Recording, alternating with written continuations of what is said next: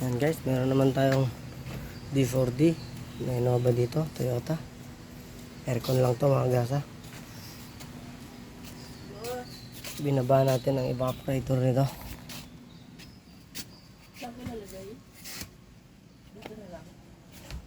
Yan mga gasa, nakababa na evaporator.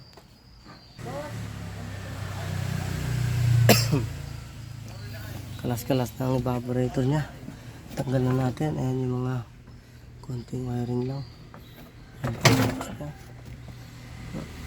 Sa mga gusto magpagawa ng aircon dyan, ng mga hindi lumalamig, dalhin nyo lang po dito sa amin. At basic lang yan. Ito yung yung airbag. Yan, airbag module yan. Mga kagrasa. Ito naman yung ECU nya. Yan.